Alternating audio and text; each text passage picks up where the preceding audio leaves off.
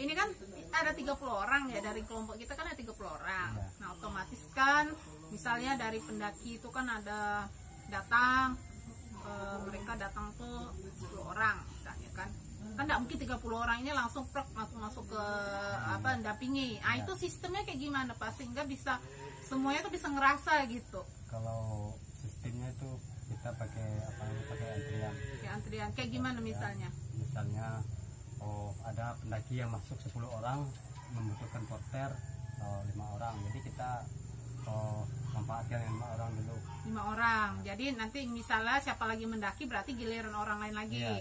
Nah ini kan kalau 10 berarti minimal 5 orang yang mendampingi ya. Kalau misalnya dia 1 orang, berapa orang yang mendampingi? Kalau 1 orang itu sebenarnya dia itu harus 2 orang. Kenapa gitu? Karena alasannya gini, karena kita tidak tahu tidak tahu apa yang bisa terjadi di perjalanan kita. Pastilah dengan keselamatan. Kalau dia 2 orang? Kalau 2 orang bisa 2 sampai 3 orang. Ya. 2 sampai 3 orang. Intinya kita itu untuk antisipasi kalau ada yang misalnya kan kalau 2 orang ya, kalau cuma 1 orang yang mendampingi, misal ya Jojo kembali lah ya. Kalau 1 orangnya tuh ada yang terluka atau apa, jadi yang satu pengen melanjutkan, jadi si porter yang satu ini bisa ngantar pulang ke kampung, satunya bisa melanjut kayak gitu ya. Oh seperti itu. Kalau kira-kira biayanya berapa ya Pak kalau kita membutuhkan tenaga jasa porter motri ini kalau pendaki untuk per orang porter ya, berapa biayanya Pak? Kalau untuk per orangnya, paketnya? Kalau paket biasanya 1.050.000. 1.050.000 itu untuk 1 orang. Satu orang porter. Ya. 1 orang porter biayanya 1.050.000 itu per paket. Terserah kalian mau naik bisa 3 hari atau 4 hari menyelesaikan kegiatan pendakian, ya harganya tetap segitu. Kayak gitu. Berapa beban maksimal yang bisa dibawa oleh seorang porter? Kalau di aturan kelompoknya untuk beban maksimal 20 kilo minimal. Iya. Maksimal. Tapi pernah nggak itu mereka bawa sampai lebih gitu Pak? Kalau dulunya udah lebih gitu, tapi sekarang udah mulai tertib ya.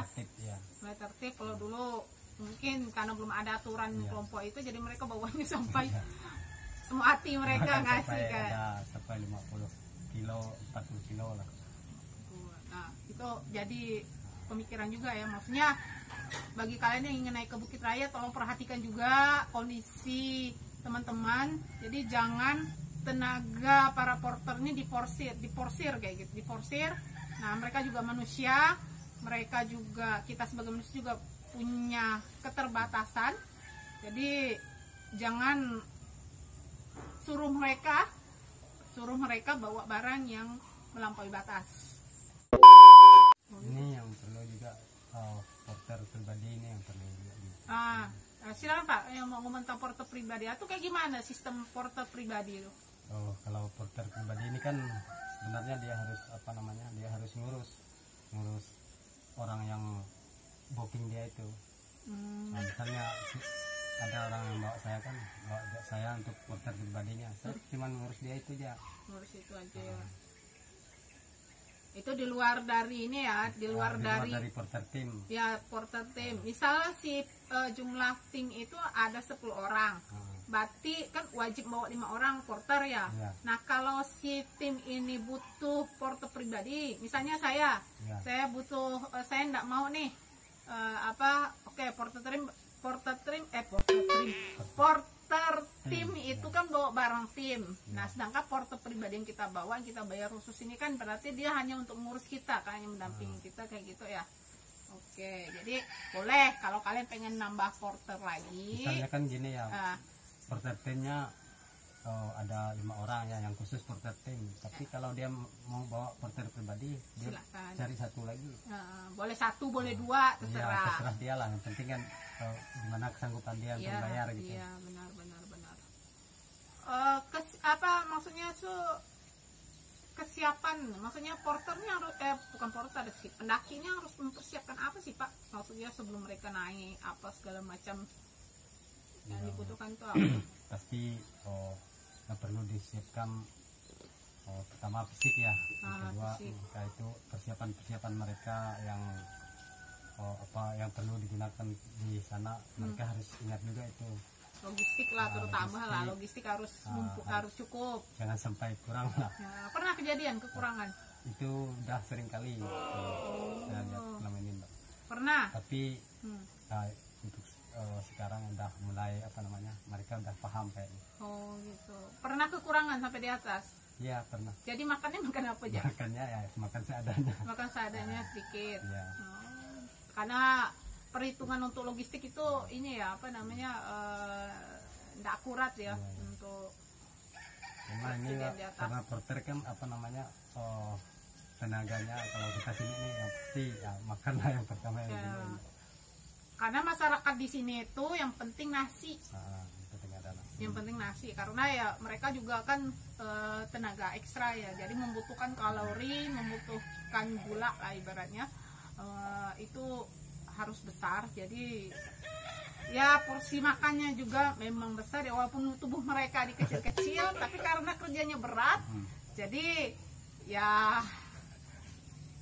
makanan yang mereka makan itu akhirnya ya hasilnya adalah tenaga untuk mengangkut barang. Ini yang perlu juga kita sampaikan ya, masalah apa namanya barang-barang mereka ini seharusnya mereka itu kalau barang-barang yang mungkin milik mereka pribadi yang misalnya berharga apa kan perlu dijaga mereka lah yang bawanya gitu, jangan sampai barang itu disuruh porter apa. Oh iya. Itu kan kayak kemarin itu kan bisa apa namanya jadi saling kehilangan atau ya. Apa ya. Jadi intinya barang-barang pribadi dipegang sendiri atau kalau bisa nggak usah dibawa. Karena ya khawatir terjadi kehilangan. Ya kita tidak bisa menuduh siapapun yang mengambil entah dari porter atau dalam satu tim pendaki itu, kita kan tidak tahu siapa yang ngambil. Ataupun begini Mbak, ataupun bisa mereka titipkan dengan porter yang bisa dipercaya. Oh mereka. Iya boleh kayak gitu atau dititipkan. Siapa yang mereka kira-kira percaya kan? Iya. Itu untuk barang-barangnya ya. Pernah ini ada mendampingi pendaki yang cerewet? Nah, kalau saya pernah ya. Itu kayak gimana cerewetnya? Kalau biasanya sih mereka tuh macam-macam lah ya. Kayak ada pendaki yang susah makannya, susah apa. Kadang kita susah ngurus yang kayak gitu. Susah ya. Tapi mau gimana lagi kan, itu udah pekerjaan pendampingan. Ya maksudnya ya perilaku kalau kelakuan mereka kayak gitu ya udah dinikmati aja ya. Diamin aja. Yang penting kita melayani secara baik, mereka senang, puas dengan pelayanan kita dan diharapkan mereka bisa balik lagi ke sini. Ya, semakin banyak dari yang datang, semakin baik. Jadi kalian kalau datang ke sini kita harus menggunakan produk lokal. Produk lokalnya ini para porter. Kenapa kita harus menggunakan jasa mereka? Kalau kalian mendaki, paling enggak kalian para pendaki atau calon pendaki dengan kalian menggunakan jasa mereka, kalian sudah turut melestarikan kawasan Taman Nasional, khususnya kawasan Taman Nasional Bukit Baka Bukit Raya. Masyarakat sejahtera, berarti hutan juga lestari. Jadi ya harap maklum. Maksudnya ya jangan bertawar-tawar. Apapun yang diterapkan oleh kelompok ya itu sudah jelas itu. Kita udah punya aturan, punya aturan kelompok, udah biayanya segitu, ya emang segitu.